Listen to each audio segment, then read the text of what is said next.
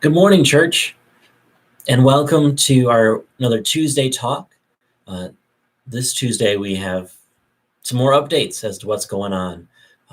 With the state of Michigan, they've declared a stay-at-home order, so we're trying to encourage everyone to stay at home as much as possible, which realistically is hopefully what we've already been doing anyway. With that, not too much more has changed other than everything else is even more closed down than it already was. A lot of the stuff that was still going on, like takeout orders at restaurants, the food over at the schools, that's still going on.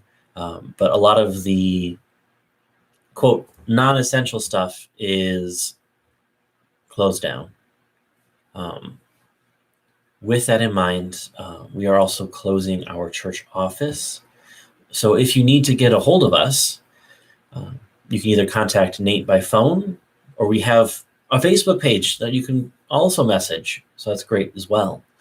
But in the midst of this, I also want to point out some things that aren't canceled. Because when we talk about this, we're talking about a lot of different cancellations and whatnot. But here's a list of things that aren't canceled. Prayer, praise, worship, caring for one another, whether that's through writing little messages on Facebook, sending cards or text messages, phone calls,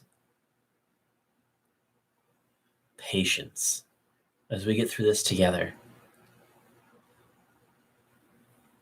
As we try to keep ourselves socially distant regarding our physical beings, we want to remain as connected as possible through digital or other means of communication, because we together are the body of Christ, not just us individually, but together. And so we want to remain together as much as possible. So as we talk about this, I want to also offer a little bit of encouragement as well, because sometimes we need that, right? We need that encouragement. We need that recognition that we're not alone in this. So with that, I want to talk about someone who got to experience some social distancing, not necessarily because he wanted to, but because it happened. We're talking about this guy named Noah, right? You may have heard of him before. God's bringing a flood, so the people who listen to God and respect God need to build a boat. Oh, wait, that's just Noah and his family. Everyone else ignores God and scoffs at Noah's decision to build this massive boat in the middle of the desert. No one listens to Noah and what God has told Noah. But then God sends the rain. And oh, does it rain.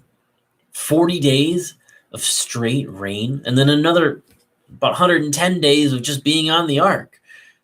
About 5 months of being on this boat with 10 people. Because we have to make sure we have the appropriate size grouping, right? No more than 10. So 10 people on the boat, not being able to leave. The scenery outside the window hasn't changed, doesn't change, just water. The smell doesn't change with all the animals on the boat. I mean, sure, there's some farm chores to do, right? But 5 months is a long time, right? It feels like it never ends. And we've been at this just a couple weeks. And some of us kind of feel like we're at our wits' end, right? What was Noah's response in the midst of this? Worship. God recognized, God was with them, and Noah recognized it.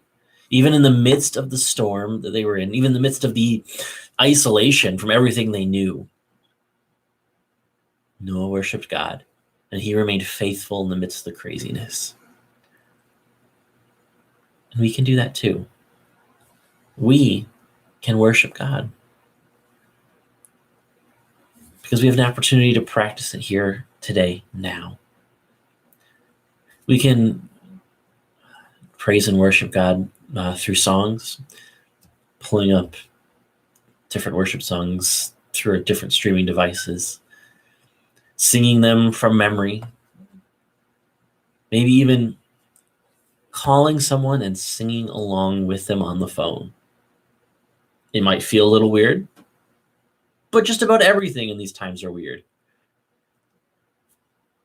So let's continue to be the people of God today in worship, in response to social distancing, in response to being apart physically for so long. Let us continue to worship God today.